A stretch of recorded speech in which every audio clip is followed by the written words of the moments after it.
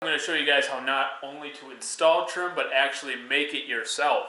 But we won't be doing that in here, so meet me in the shop, and that's where we're going to get started.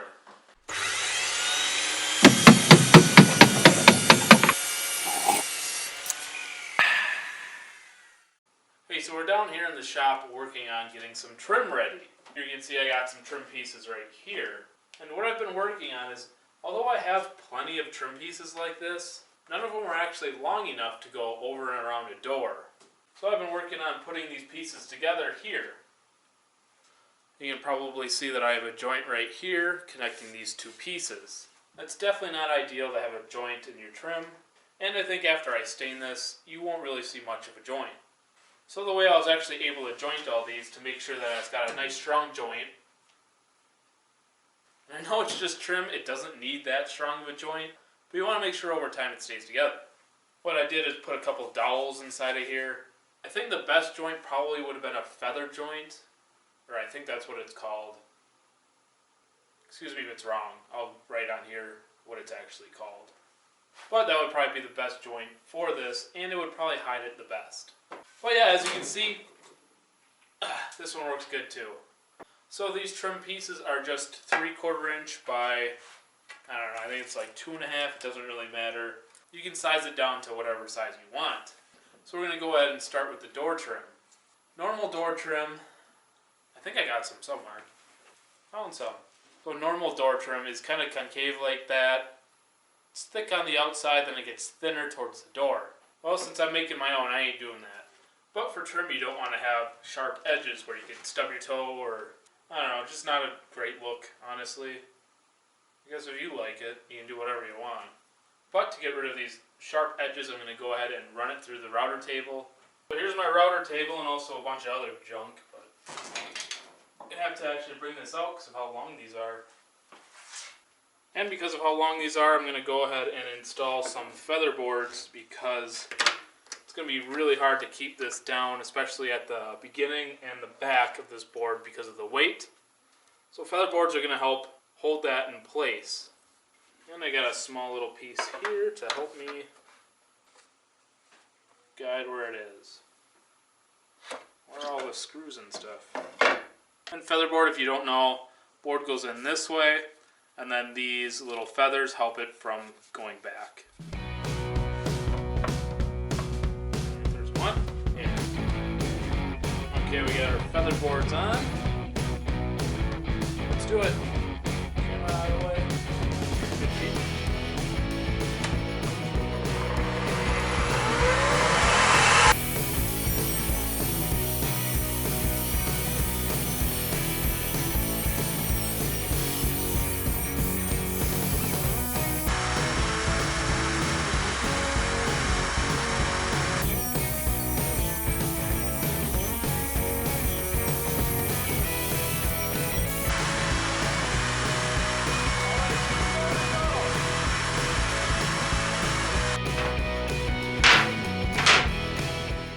So we're all done with the door trim, and I'm actually going to replace this bit. For the door trim, we just used a simple round over bit, and now we're going to go ahead and work on the trim that's just going around the base of the whole room. And I don't want to do just a boring round over bit, or just have it square like this. So I'm going to go with this bit. It's called the Roman Org. I don't know, whatever, I'm probably saying that wrong. Here's what it looks like, and here's a quick look of what the trim is going to look like. So again, there's just thousands and thousands of these bits with all different styles and depth and blah blah blah blah. This is the one that I got, so we're going to go ahead and give this a try.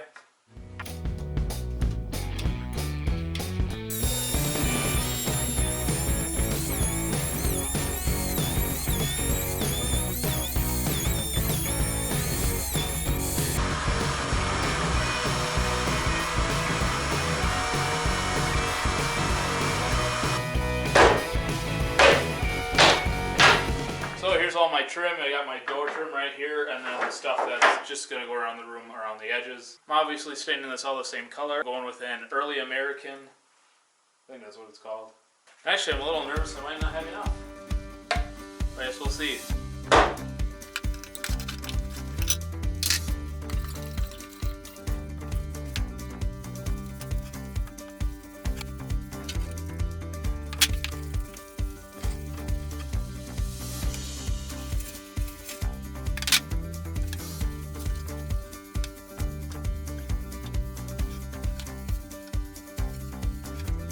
Okay, so we finally got all of our trim done. We're gonna go upstairs and start measuring it up. So we're back in the room where we're gonna put the trim up. I'm gonna go ahead and start with the door trim. You wanna make sure that you get your door trim up so that way when you measure your floor trim, you can measure right up to your door trim. And you ain't gotta guess where it's gonna end. You just put it right up next to the door trim. So if you're like me and you took off some trim originally, you wanna make sure that you don't have any nails sticking out of your dorm frame anymore. Or on your baseboards on here. You want to make sure that this is super flush so that way your trim will lean right up against it. So the first measurement we're going to take is from the base all the way up to the corner. And this corner is going to be where you're going to mark for your 45-degree cut.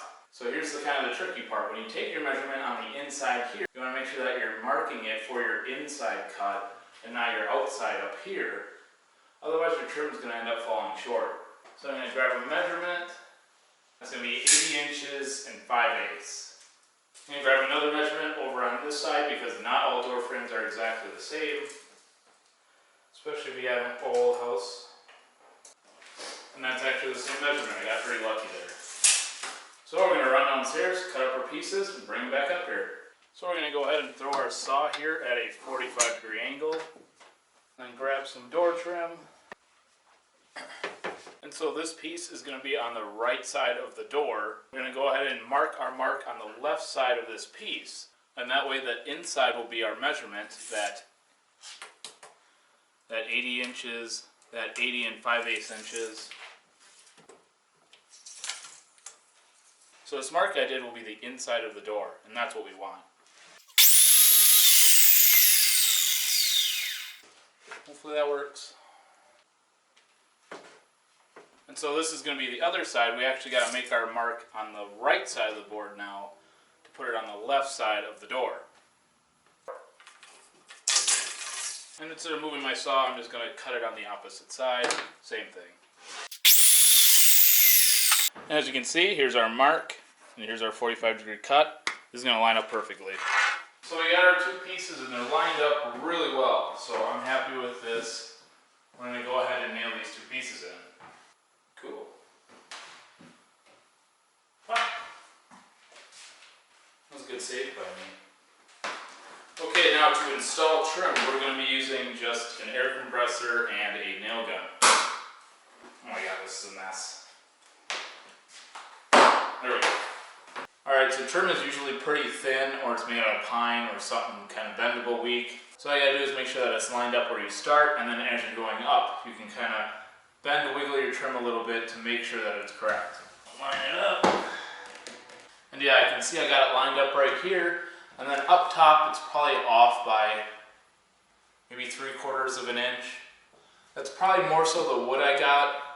But as we nail it in, we can bend it in as we go up, making it completely straight. But this is in good, so we're going to nail this in.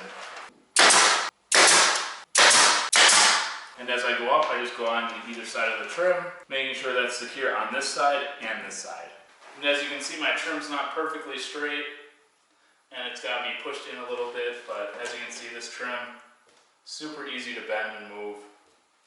So just as you're working your way up, bend it over, and we'll nail it in. And there we go, it's all secured, and it's lined up perfectly. So I always like finishing my door trim with the top piece. So what I did is I cut my piece at a 45-degree. I'm going to line it up with this piece. And then all I'm going to do is leave it there, grab a marker, and then mark right here where this piece needs to get cut. There's a piece. Ooh, perfect fit. Who would have thought? Just kidding, I thought that. Door open. Ooh, perfect. Okay, we just gotta nail that in. And that is how you do door trim. So now we get to start on the ground trim. Or floor trim? Yeah, floor trim sounds a lot better. But floor trim's even easier than door trim. All you're gonna be doing is measuring out what you got. 63.5. So let's make our cut. So I got my measurements and I made some cuts on my trim already. And if you want to take a look, the kind of 45-degree cut that you want. So when you take your measurements, you're going to measure on the back side of your trim, not your front, otherwise your trim is going to be too long. So before we nail this down, I like to cut the next piece of trim that you're going to line up with. That way to make sure it looks all good before you nail it down. And as we can see, my seam right here is looking really good. So we're ready to nail these 2 pieces of trim down. So since I'm making my own trim, I'm not going to have pieces long enough to actually cover the long side of this room. We can kind of blend 2 pieces of trim into each other. And that's what I'm going to end up doing right here. Unfortunately, my trim wasn't long enough here, but what I did is I ended up cutting it at a 45-degree angle. And then when I get my next piece of trim, I also cut it at a 45-degree angle. And this is really going to help blend it in a lot more. And the main reason you want to do it this way is that so when you put these together, you can drive nails through each piece of wood. This is going to hold it together, and over time it won't pull apart. And to really make sure it's not going to pull apart, I'm just going to go ahead and put some wood glue on this.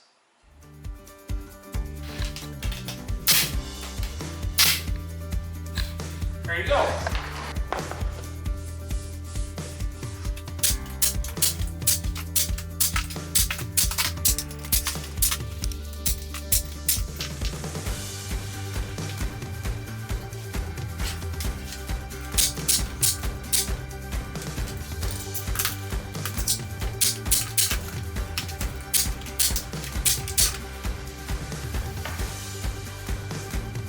Measuring this trim out can be confusing, especially where